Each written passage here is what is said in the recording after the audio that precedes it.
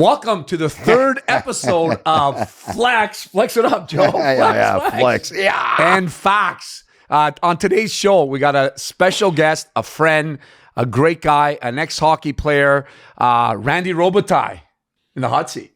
TG, thanks for having me, man. And Gino Melito, and Joe Sabusco, who's the wild one here. You're going to wake up on this episode. You're going to wake up on this episode. Okay. We have Randy here, who's played over 500 games in the NHL, been on several teams, talented, an amazing player, capitalized on playoffs, on power plays. Now is an agent, and he's transitioned into one of the top agents who's had back-to-back picks. Guys, this is special. I agree. 3 years in a row, first-round picks, and more than first-round picks, but first-round picks alone. That's pretty special. Who traded those first-round pickers? Well, we're going to talk. Let's talk about it. We're going to save it for the episode. Anyways, welcome to the show. Thanks for having me, TG. See how he deflected that one? And it's 535 games played. 535 games. Okay, there you go. So over, I said, but who's counting? Yeah. Yeah, exactly. So let's talk about first what made you transition to becoming an agent. Wow, good question right off the bat, eh? Well, we just might as well dive into it because that's. I mean, you're around, you're supporting these guys right now, and it's like, hey, we're just at the draft in Vegas. Too bad you weren't there, by the way. But Gino and I had a chance to experience it. It was an experience. What an amazing experience for some people. Thank you for that. Honestly, it's probably more enjoyable experience for you guys. Seeing that you don't have to work. Just it's a stressful time for the agents, obviously. And, trying to make sure your clients are set up properly and everybody walks away happy, which they did, but definitely add some stress to it. It's not all about a vacation there, but definitely a good time to be a part of that. And glad you guys were there to experience it. What an amazing experience. Yeah. So what made you become an agent? It's a very good question. To be honest with you, like having such a long playing career, my last 3 years I played were over in Russia in the KHL. And you have lots of time on your hands there. Family wasn't there. Gave me an opportunity to kind of reflect and think, okay, what am I going to do when I'm done? I dabbled into the coaching aspect of things a little bit during one of the lockouts. Had an opportunity to do a lot of development work as well in the off seasons. And I honestly spoke to George Bezos, who was the agent who represented me throughout my entire career. In my last year as I played, and kind of we chatted about potentially me joining the agency and starting to recruit some players in Ontario. Great. George and his partner Jordan are out in New York and Connecticut.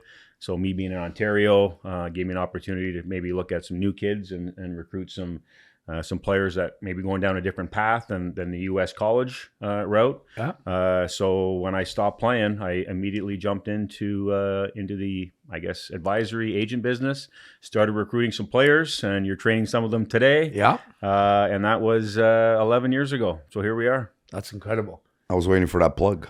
What do you have to say? You were just waiting. You were thinking of waiting for that. You were thinking of helping these kids. I want to be an agent too. So I want to go back a little bit more. I know this is your current situation or position or whatever you want to call it, but tell us a little bit more about how you got started into getting into hockey. What was because I know you're such a disciplined person. I just want to know what drove you to be in the NHL. Was it your parents?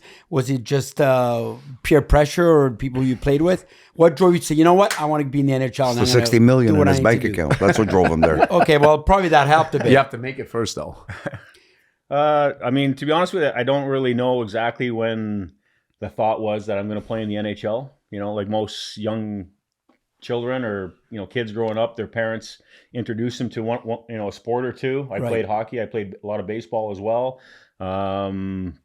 Took a liking to hockey as a young age. Was very good at it. I think when you're good at something, it also produces a little bit of a passion to continue to do that. Yeah. So again, I don't know at what age or what level it was. Like, hey, I think I'm going to play in the NHL or I want to play in the NHL. I was a huge hockey fan. I watched a lot of hockey growing up. My dad was a big hockey fan, so that was obviously a bit of a driving force. I think when I got to about age 14 or 15, you start to go up in the levels and climb the ranks. Right. Played junior hockey here for Ottawa Junior Senators in the CCHL, which is, I guess, you get to a level like that, Junior A. some doors start to open in terms of major, junior, which would be, for those who don't know, would be the Ottawa 67s, that level, or going off to college and playing. I would classify myself as a little bit of a late bloomer, I guess. I wasn't ready to play in the OHL at 16, so college was sort of the path for me if I wanted to play pro hockey. Right. So I had 2 successful years in Junior A. Was able to go off to the Miami, Ohio University on a scholarship. I guess that would have been the point where I feel I'm getting close to being able to play pro hockey. Right. So to answer your question, there wasn't a certain age that I thought like, oh, I'm going to do this. I think I always dreamt of, well, that would be great to play in the NHL, but dreaming and how to do it are 2 different things. So as I got into college, I really felt I was getting close, and that's kind of when I really started to put more work in and be in that discipline. Did your parents push you, or did you say, you can do it, you can make it, or did you took your own initiative and say, you know what, this is my passion, I'm going to do it? Did you have some stars in NHL that like Bobby Orr or Esposito or Mahovliches or any of these guys saying, you know what? Who's Bobby Orr? He's not that fucking old. He's probably a Wayne Gretzky guy. Or Wayne Gretzky, yeah. Whatever. Yeah, but you must have had somebody that say, you know what, I want to be like that guy. Yeah, Wayne Gretzky was obviously the presence there when I'm watching the National Hockey League. Yeah. And, being the best player in the game at the time. So Joe's right. I think Wayne Gretzky. He's 20 years younger than you. Fuck. You forget that or what? Chino doesn't know. I love that finger. Both my parents were very supportive. They never pushed me to Bobby Orr. They weren't that crazy parents, pushing me to like some parents are really push you with the kids, as you obviously know. Ask him if you had a curved stick or was it flat. Was it curved or flat? I started with a flat stick, to be honest with you. Yeah, I did at a young age. Yeah. All right, here's the real question: how much of it is skill, and how much of it is luck to be in the NHL?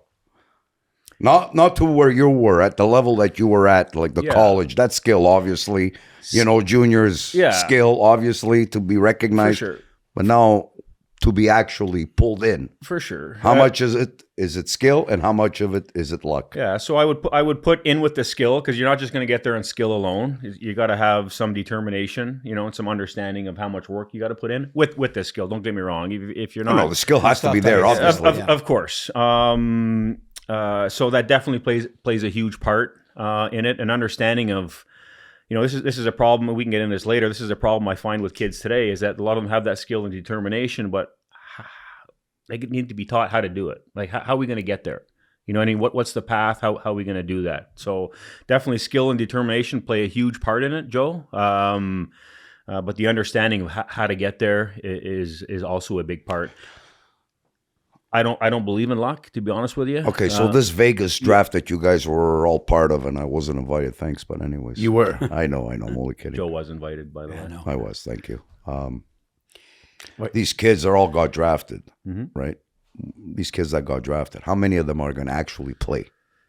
Not as many as they think. So this is what I'm saying. How much of it is skill, and how much of it is luck? So there was about 320 players that were actually drafted, right? 32 picks, 7 rounds. So what's the percentage? 1% will be an actual hockey player on ice? That were drafted? No. The kids that got drafted, how many of them are actually going to be playing NHL? Yeah, each draft is a little bit different. I don't know the exact number on each specific draft, but I can tell you there's players. Let's just use the first round, for example. Yeah. There was 32 players. Not all of them are going to play. You see what I'm saying? On the first round, not all of them are going to play. So luck does play. That's interesting. So luck does play. It's a lottery ticket. It's a pretty good league. Well, when you say luck, like what do you mean? Luck? It's a lottery ticket, right? It's a draw, right? Like, I mean, the kid has skills to be Joe, first you got to round. understand, you have to have some talent. You can't, if you don't have any skill, you're not going to make it. But you won't be making it. Is this mic on? No, but at the end of the day, Randy. 1 2. At the end of the day, you have to have the skill, but you also have to have the luck, like he says, in a sense that you as an agent, don't you have to give them a little bit of guidance to like push them to go to the next level? Because earlier, so here's my other question. When you started this conversation, you said, how much influence does an agent have on a player to actually get on that ice? Guess it depends who the agent is. That's it. Yeah. So there is collusion and corruption into this. By the way, don't deflect this shit. No, hold on a sec. By the way, I do have to admit that. So one thing about Randy is that, because I work with a lot of agents, right? But I could tell you one thing is that the discipline and the ability to share that experience with them, because he's played. There's a lot of agents like, yeah, you played really well today. You were in the corner and you did this. So it's like that doesn't translate to him because the agent didn't play hockey. He just shitting. Well, it's like 99% of the just fucking throwing fans shit sitting in that where when he's talked to his players, stadium. like, hey, you could have went in the middle and do this. They can relate to it because he played the game. So that's a big plus. And then I think also the framework, because he's pretty disciplined mentally, to draw out what these guys need to get there. He's done a pretty good job. I mean, the stats show that, right? I mean, think about it. In the past, like I said at the beginning of the show, the past 3 years, he's had back-to-back first-round pick. That's like winning a lottery every year. It's hard to win one. Imagine winning one Randy, every year. do you actually go into skill and training with the players potential players in the NHL? Do you actually sit down and say, you could have done this, you could have done that, you could have made that move? Do you actually do that? I definitely address with my players areas that we need to work on, and areas that I know that they're going to need to improve on to play at the National Hockey League. In the National Hockey League. There's two different ways to go about this. Is players are drafted and players always want to, their dream is to play in the National Hockey League. And I'm like, well, are you be happy with playing one game in the National Hockey League and that's it? Or are we going to try to have an actual career in here? So my job is to hopefully try to get these players to a level where they can actually have a career and play 15 years in the National Hockey League. Right. You know what I mean? Right. I'm not happy I'm happy that the kids are drafted, but we got a long ways to go here. You know what I mean? If a kid walks away from the draft thinking, "Oh, I've made it," like this, they're fooling themselves, right? There's still a lot of work to be done. That is a start and a great foundation. Right. They put in a ton of work to get to that point. Don't get me wrong, and we want to acknowledge that, and we want to, that's what the draft is. Acknowledge all the work that they've put into that point. Up to that point. Okay. Yeah. I can show you a laundry list, of players that have been drafted over the last 25 years, high picks that have never played or never had careers in the NHL, right? And why do you think that was? Why have they not made it? A bunch of different factors. A booster wasn't big enough. The what? He suggested that there wasn't enough money paid to the powers that be. Yeah, no, I wouldn't say that. Lots of distractions come into players at this age for the draft. You know Kidding. what I mean? These kids are getting drafted at 18 years old. Yeah, pussy Right? power, buddy. And they're getting a little bit of money that they maybe again, they don't know how to use it. The wrong messaging from could be family, could be friends, could be, just personal interests. They get a little bit of money and all of a sudden the drive goes away. Right. There's lots of different factors that play A lot into of that, you know what I mean? distraction A lot is of what he's saying. distractions. You know what I mean? People get better, confidence goes down, the play's not as great. Like, I think that's a big part of it. If you take it, you minus a couple of years and take it from the NHL draft to, like, say the major junior draft, OHL, Quebec Major Junior Hockey League, these guys are getting drafted at 16. And I've seen it all the time. That's where a lot of distractions come into when players are 16, parties, girls, other things. So you really can't really start evaluating a player until those distractions come in. Like, I know there's a kid that they got drafted that's not going to make it. How serious and how disciplined these players really are, because you do have to, at some point, if you do want a successful career in the NHL, you do have to put yourself first there, and distractions do have to be put aside. Well, I think you can give an example as the who was his name that was drafted by the Ottawa Sens, for like 10, 15 Alexander million. Daig. Alexander Daig, exactly. And obviously he fell off the wagon. Like, what happened? Somebody like that. This guy was first round pick. He had the greatest potential of any hockey player. Within 1 year, he was gone. What happened? What happened to a player like that? Yeah, I can tell you what happened. Watch the documentary. There's a documentary up on I didn't watch it. No, but besides the documentary, Didn't train at TG Athletics. there's some inner information. Thank you. That's a good that point. as an NHL player, an ex-NHL player, you would know what happened. So you'd have to ask Alec exactly what happened, and you can watch the documentary, and it goes into a little bit of that information. Alex is, I consider, a good friend of mine and a former teammate. I can't tell you how difficult it would be for a player at that age to get that kind of money and to be expected to come in and save or be the savior for a franchise. You know what I mean? Right. At 18. Right. Without proper guidance. I couldn't imagine how difficult that is, and if you watch the documentary, he goes into that a little bit, how difficult it was for him. You know what I mean? And all that pressure. So it sounded like he had to step away. because it just became too much. You know, he thought he needed a different environment. That's why he was traded the first time, and he just didn't seem to be able to get much traction. And it seemed, I thought he was given, looking back, probably a little bit too much too soon. So great player, great kid, just not an easy environment to step into the National Hockey League at 18 and expect to, you know, give the Ottawa Senators everything that he had. So he's a prime example of how wrong things can really get, even though you're drafted. If they can't handle the first pressure, round pick and they you can't handle the it. pressure. So it's not for everybody. First overall pick, Yeah. not first round pick. There's a difference. Yeah, first So- overall First pick. overall Yes, pick. yes. So Right. having said that, as an agent, what do you are the biggest obstacles that you face? What would you say are the top 3 obstacles that you face becoming an agent? Because I have a playing background, Yeah. it's really important for me to try my best to educate the kids on everything away from the ice. Right. You know what I mean? They're already, to get to that level, to be high picks and drafted in the NHL, they already have the skill set, the on-ice abilities that are required for these players to play in the National Hockey League. Like you could probably take any player that was drafted in the first round over the weekend, Yeah. get them to practice with that NHL team for a month or two, and they'd probably be pretty close to ready to play because they're accustomed to the pace, the intensity. That's what they're missing. From going from the juniors to the NHL is just intensity, pace. Hockey's hockey. The same players are made in the NHL that are made in junior. The same mistakes are made in that are made in the NHL are made in junior. So them just becoming getting into the environment of that NHL, they can go and play. Where the challenging part becomes is managing your money, how to stay in shape, getting proper rest, living on your own, proper nutrition. All that comes. You're asking an 18-year-old to manage all that and understand that. The easiest thing for an 18-year-old to go in the NHL is go to practice and go on the ice And have fun. That's a good what point. what happens outside of the rink, which is probably 22 hours out of the day, you know what I mean, is the most difficult part of it. So me trying to educate them on a lot of that stuff is what's going to actually give them the best opportunity to have an NHL career. So the kids that can't figure that out, those are the ones that struggle. Yeah, that's a good point. And then what about facing the obstacle of like people that are up there trying to chase that dream and thinking you're the savior of that dream?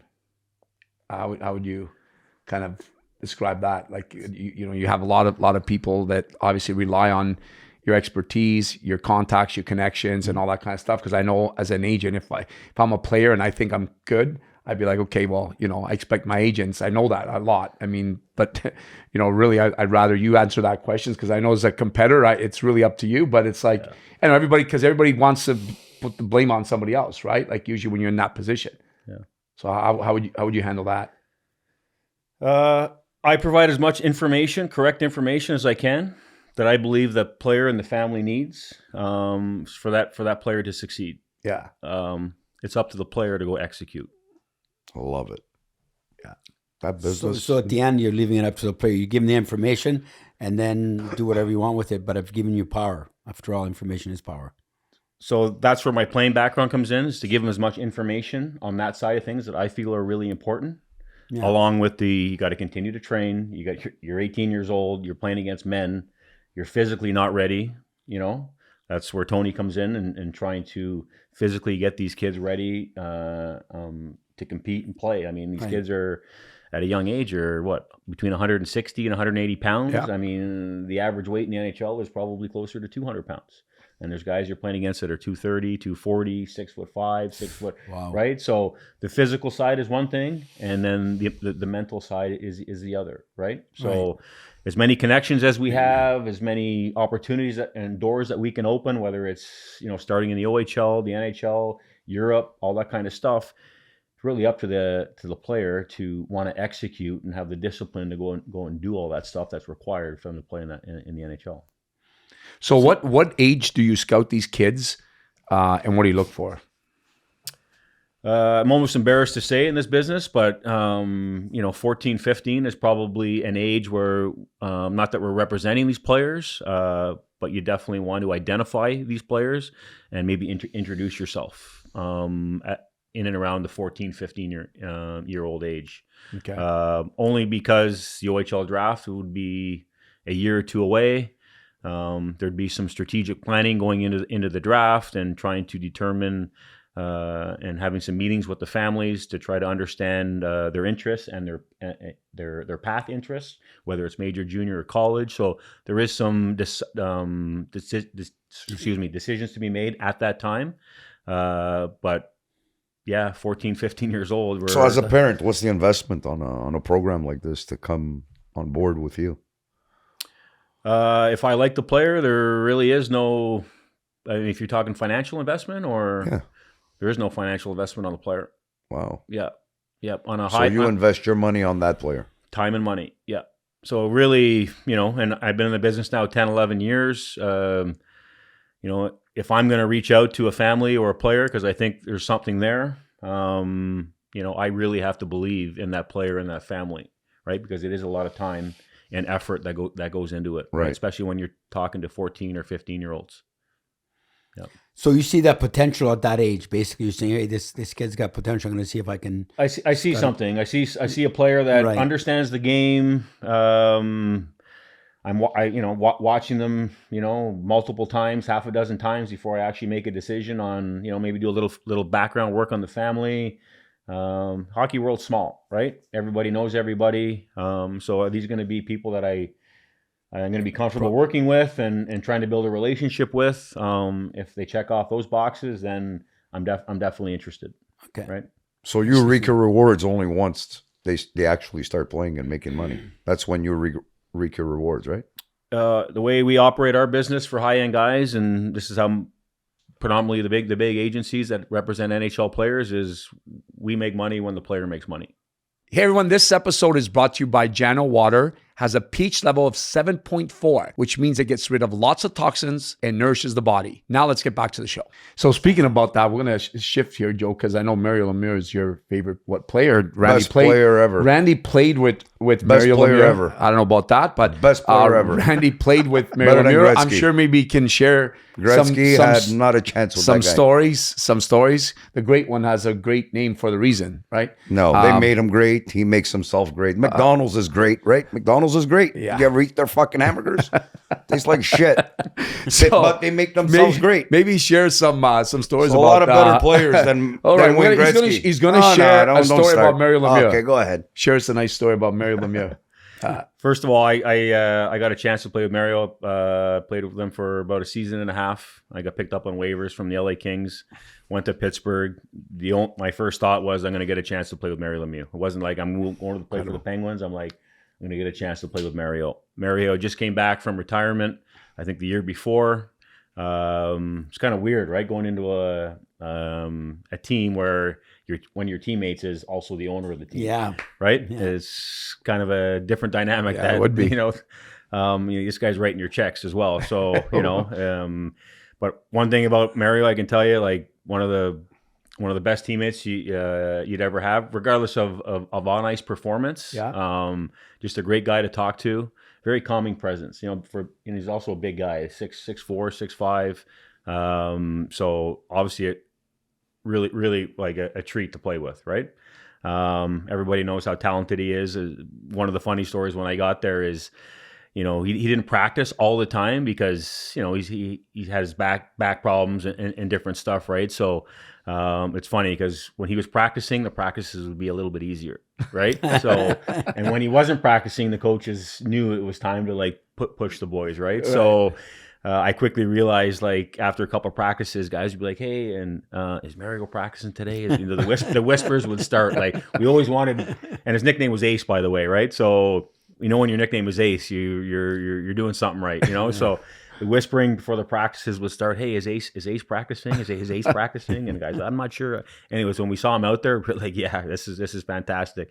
There was a practice once where Mario was practicing, and I guess he thought the practice was running a little bit long and it was getting a little bit hard, right? So you could see him look at the coach and kind of give him the old time to shut her down. And sure enough, the coach is fumbles the whistle there, and the practice ends immediately, and that's what we wanted, right? But a guy that have to have that kind of presence, in throughout the team in the locker room. So Yeah, but that guy in the juniors, he was unbelievable. Like I used to see him fold the boards. The boards would literally open up. Yeah, you were saying that. This guy was a monster on the ice. A monster. Yeah. That's why I liked him. I don't think Gretzky had a chance with this guy. If he didn't have that back injury, Yeah. Gretzky wouldn't have stood a chance with this guy. Not a What chance. do you think, Randy? Was he still a great player when you played with him? he was still very, and that's just after he hadn't played in 3-4 years, right? For him to come back and still play at that level was pretty incredible. But to Joe's point, I think we can debate best players of all time. There's a bunch. This guy didn't injure his back. Like he had Gretzky Well, did beat he not all have around. cancer? No, Yeah, back, he's back a ache. kid. No, he had cancer. No, but his injury was due to the back, right? Yeah. back issues and stuff. Yeah, but I think the cancer zone that really took him down. Of Yeah. course, yeah. Well, he came back after the cancer. I think it was more of him just the way the game was changing in those times, and very difficult, and maybe lack of respect for some of these guys that he found it very difficult, right? And I think he just mentally wanted to maybe take a step away, right? Right. But just back to Joe's comment on Wayne Gretzky, Mario Lemieux, like lots of debates. I think one-on-one, Joe Mario with his skill set, his size, the reach, he all that would've kind of stuff. flattened Very, very hard to Could've not pushed put this guy. Mario into a category of like as an individual. Don't forget, I used to watch him at his prime in Laval. Yeah. Used to play for Laval team in the yeah, juniors. yeah. I used to Yeah. watch him at his prime. And I'm telling you, the boards, when he put somebody in that board, Yeah. those fucking boards would bend. They would fold like this.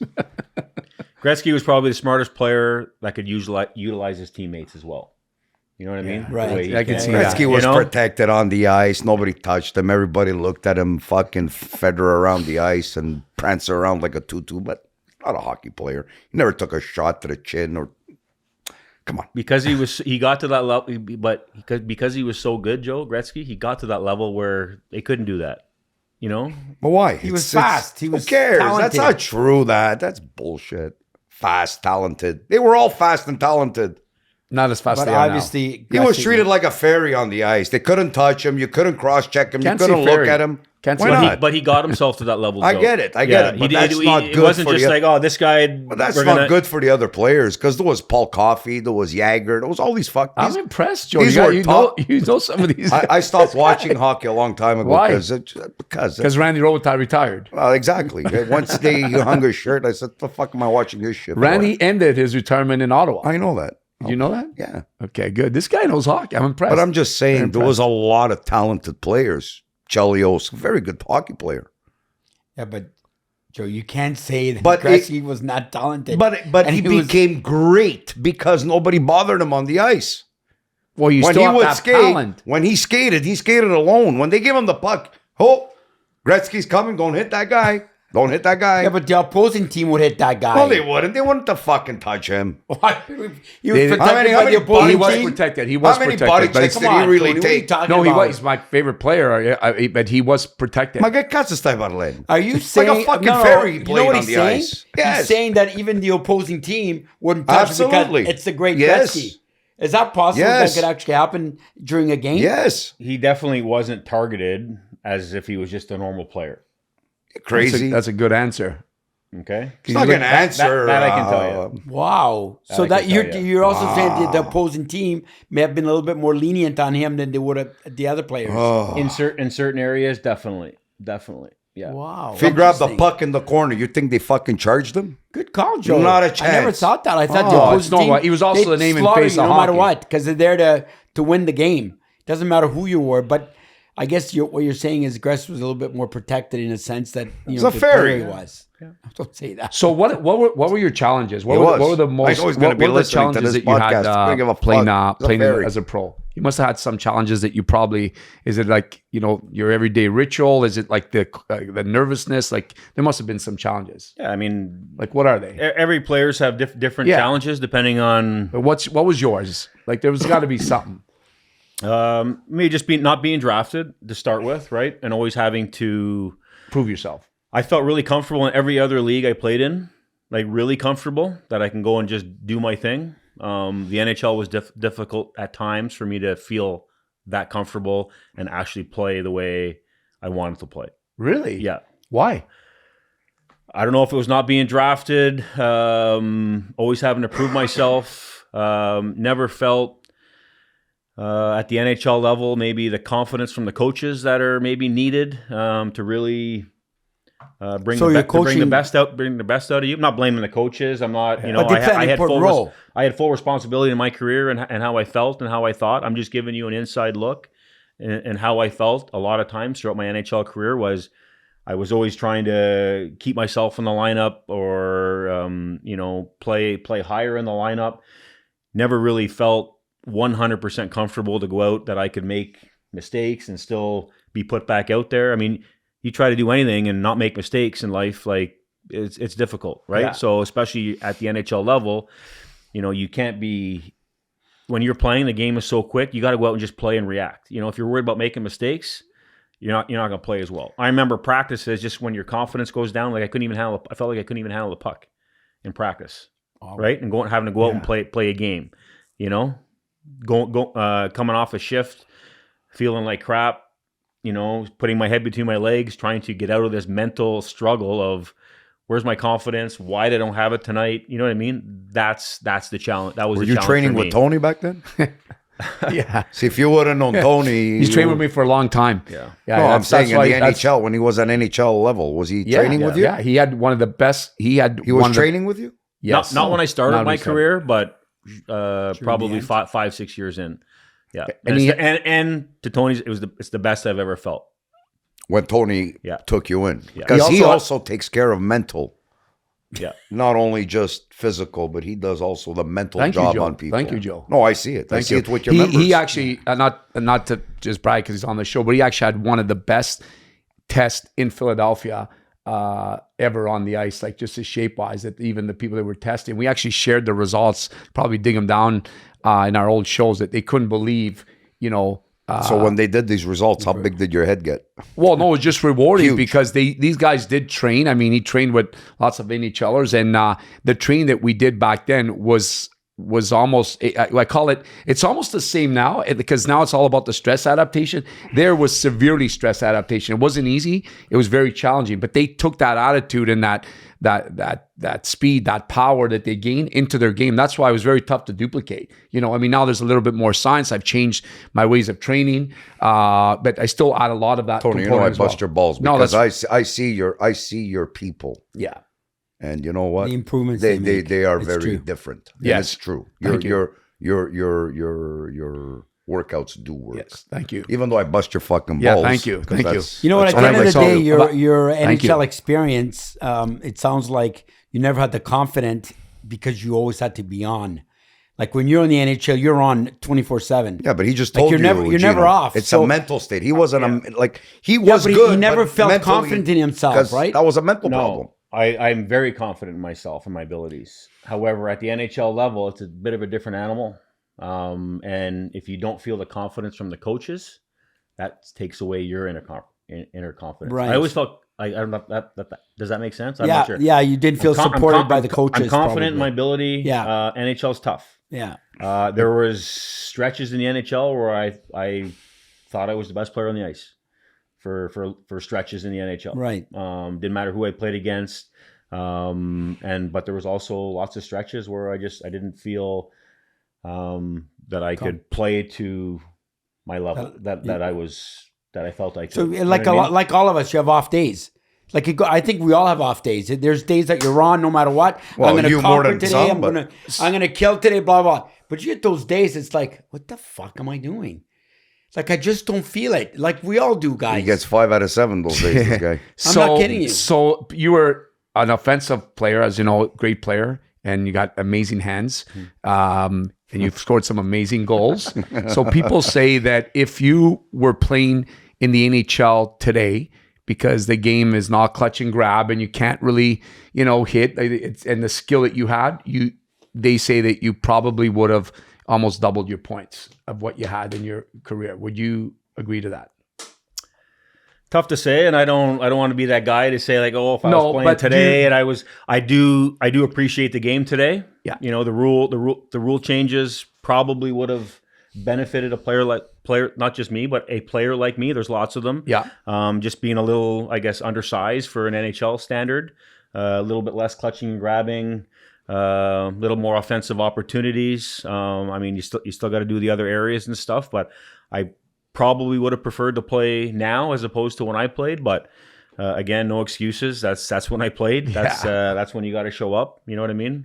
Do you not find that today you need to be a little bit more skilled because the game is so fast and the skill is like incredibly, like it's undeniable. You see it out there. You watch a game 20 years ago, you watch a game today, it's almost like night and day. Yeah. And that's a credit to the players and how much they're training, how much off ice they're doing, how much skill development they're working. You know what I mean? The skill just That's doesn't. where Tony comes in. The skill just doesn't come but even the without equipment putting in changed. the work, right? Even the equipment changed. Yeah. Right? Yeah, but that's why the speed of the game, the equipment, Yeah, I see it. all that stuff. The game is fantastic to watch. I would have loved to be playing right now. It's not the way it works, but definitely, I mean, I was a skilled. I needed to bring offense to a team, right? You still have it though. I could testify for that.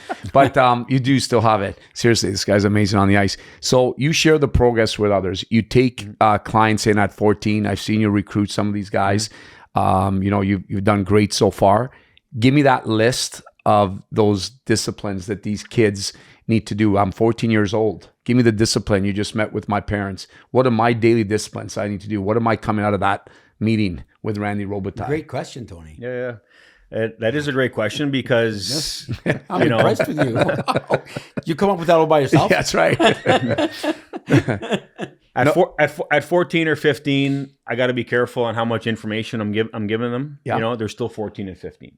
There's lots. I want the kid after his game to compete hard, enjoy, but still be able to go for ice cream. Like we're not talking about like we got to change somebody's perspective at 14 and 15 years old. What I try to do in a first meeting with a 14 or 15 year old is get them to understand the process, eventually what we're going to get to and what that's going to take. At 14 or 15, and you can talk about this a little bit as well, introducing them to some off-ice programs.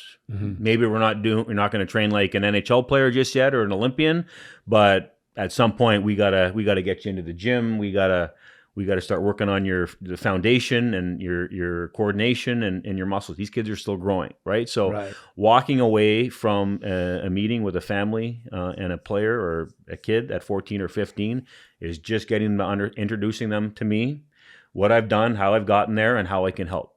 And each step along the way becomes a little bit different as they get older.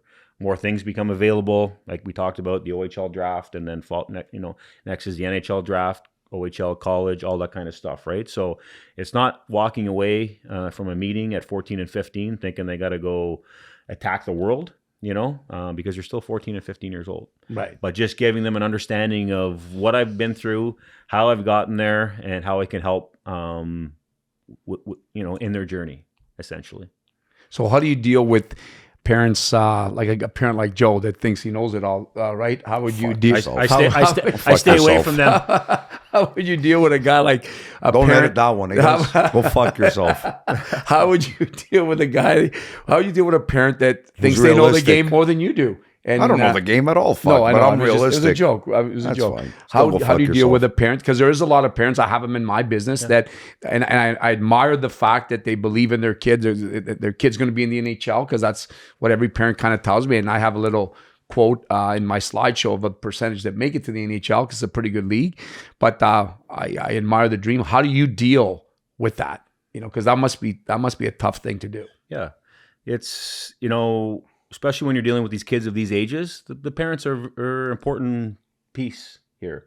You're building the relationship with the player. Ultimately, when the player gets to a certain age where they become adults and hopefully off to their pro career, that relationship with me and the player becomes really important, right? So the player has to like their advisor. Okay. Parents are also very important at a young age. That's their child, so you do want to have respect for the parents and take everything they say in consideration. But also they need to understand that I also have their son or daughter best interest at heart, right? So it's not an easy dynamic because depending on the parent group, there's lots of passion there, and everybody wants the best for their kid. Yeah. So I try my best to balance everything, taking the parents' advice and thoughts into consideration, as well as giving them Your advice and my opinion. advice and what we're trying to do here. Right. The problem, I love passionate parents, love it. The problem comes when they don't want, it's all what they want and not want to really take any advice from the agent or the advisor. Right. If they don't want to take any advice from the agent or the advisor at a young age, then that's not the agent or the advisor for them. Mm-hmm. Right. So it's a relationship there. And and a lot of these high end kids, they have options. There's not just one agent, so parents, I always tell the clients that I end up by working with, like, go talk to other advisors, go talk to other people that are in the business, that way, if they come back to me and they like what I can do or how they feel I can help, then I know we're in a good place because they've experienced and they've chatted with other people in the industry and they feel that I'm the best person to help their child along in its journey. Maybe some parents don't want to hear the truth either, right? What about if you have to tell a parent, sorry, but your kid is not NHL material? How do you do that? How do you break that news? Well, he doesn't. He doesn't. have it. You wouldn't. He's not going to So play he's that going to kid. leave him. He's going to waste his time, right? You're not going to waste your time with the kid who's. Well, we doesn't wouldn't be have having that conversation if I didn't think at 14 or 15, if I didn't think or saw or believe that there was something there. You didn't pick him. No, I get that, yeah. but there comes a time when he's 17 or 18. I don't have to tell them that if they're not getting drafted or they're not climbing the ranks or they're not having successful seasons. I mean, there's no NHL talk at that point. So they kind of, Right. on their own, they'll know that it's. Well, time. maybe there's a different path. You know what I mean? Okay. So this is where it becomes very difficult in our not just me, but all the agents and advisors out there, is that it's a lot of work. And the last thing we want to do is take on clients and families and parents and then have to push them to the side because their kid's not going to make it. And I'm not just talking the NHL. Like I'll have clients that don't play in the NHL. But not everyone's going to play in the NHL. Every agent and advisor out there have clients that aren't going to play in the NHL. That's just the nature of the business. But we can still find them, Maybe something in Europe. in the minor leagues or something in Europe, Right. or kids get to the OHL, they got these great, fantastic school packages that they can take advantage of. So maybe if they're not going to be a pro, they get their schooling paid for. Okay. So I'll be honest with you, that's just as satisfying. You know what I mean? Helping kids achieve that, or taking the financial stress off parents and kids walking away with a 4-year school package. You know what I mean? So there are some options. there's lots of options. Which is you know great. what I mean? Yeah, Absolutely. So you're never really sitting there saying, "Hey, I'm sorry to break it to you, but you're not playing in the NHL." Yeah. You know what I mean? There's lots of great opportunities for players of all ages to Right. find some success in the hockey world, not just at the NHL level. Right. All right, we got a few more minutes left, but we're gonna go back to Randy Robitaille. So, Oh boy. your most memorable goal. Let's. You must have one or two. Like, come on, man. You're like, give me one of them. Well, the obvious one. The one you must remember one or two. Everybody does. Yeah. The I'm obvious. in my beer league. I remember them every week. I know, we hear about it every fucking day. Don't remind us. How Brady I scored skated. 4 goals today. Fuck, we did killed well. We those wanted to kick their guys. ass. Oh my God, you should have seen me on the ice. All right, back to Randy Robitaille. Your memorable goal. The obvious one is your first goal in the NHL, obviously, right? And mine was against the Colorado Avalanche, 1999, and it was against one of my childhood Patrick heroes, Roy. Patrick Roy. who Wow. played for the Oh Montreal my Canadiens. God. Yeah, That's his. yeah. So not a great goal. Wasn't a highlight reel goal or anything. I actually just a loose puck came to me in front of the net, and I was able to bang it home late in the game. Tied it up. So. That was obviously just a moment you'll never forget, and you can talk to any NHL player; they'll say the same thing. You know what I mean? Yeah. Your first NHL goal is obviously is probably the most special. You know what I mean? If you're talking about nice goals, I mean, Couple come to mind. I mean, I was fortunate enough to score a couple of OT winners in the NHL, Yeah. which is Oh, obviously. nice. I have a nice pic of you Yeah. scoring Well, one. that was Yeah. a shootout winner. That was Yeah. a little bit different. So I had a couple of shootout winners. A couple OT winners were nice. One in Pittsburgh against the Atlanta Thrashers was assisted by Alex Kovalev, and one of the first guys off the bench was Mary Lemieux that game. So, Oh, wow. yeah, goals like that are always memorable. You know what I mean? But nothing really, can top the experience of having your first National Hockey League goal. But against Patrick Roy, come on, man. That's amazing. You kidding me? So here was my start. My first goal was Patrick Roy. I'm going to date myself here a little bit. My Yeah. second was against Grant Fuhr. Oh, Wow. Yeah, at the end, obviously these guys are at the end of their career. I'm just Yeah. starting mine. But my last goal was against Marty Brodeur. So those are three. Oh, wow. Those are three Hall of Fame goaltenders. No kidding. Yeah. Good for so you. just it's nice to kind of reflect, and those were goaltenders obviously that I looked up to, before I even got to the NHL, Absolutely, right? So wow. to be able to have, to be able to score against them and have that on the resume is nice. Yeah. That's incredible. Yeah. So on that note, if someone wants some information on Randy Robitaille to represent them, like how do they call you? Like, or do you call them? Is that how does it work? Don't call me, I'll call you. Don't call them. I'll call you. Okay. Just get in contact with Tony Greco. He'll make the hookup. Let's leave maybe some parents that have some kids that are chasing the dream, and maybe address this answer to all these parents that have these kids. They're chasing the dream. Like, what could you leave them with? Like some, words of a thought and positive attitude. Like, what do I need? What do I need to do? So I guess my advice, especially as a younger player, is don't chase the dream. Just enjoy playing. If you enjoy playing and you have a bit of passion for it, you're gonna put in the work. You're gonna get to a certain level where, if you're good enough, then people like myself or other people that are in the industry will come calling. Joe? So nobody should call you. Fantastic. No, for what? You need to call. Okay. Good to know.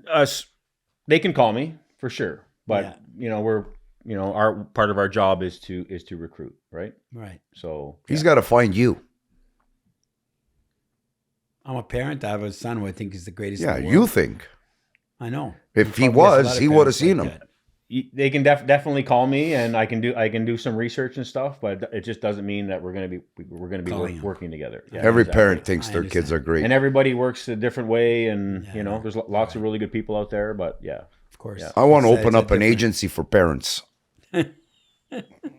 Just to tell them how shitty their kids are. Well, we'll save that. We'll save that for the next episode. But that's going to You conclude like that deflection? Yes, I love it. That is gonna You should conclude train goaltenders. episode That's what you 3 should train. of Flex and Facts. If you want to email us, the comments down below. See that deflection, Gino? Getting a hold of Randy Eh? Robitaille. You can ask some questions. You mind if we send them to you? Some questions? Go ahead. Okay, so comment down below, and we'll see you next time on Flex. Just Flex for them, man. Flex and Facts. Gino, Flex for the audience. Till next time. That's it. Break the mic. Cheers.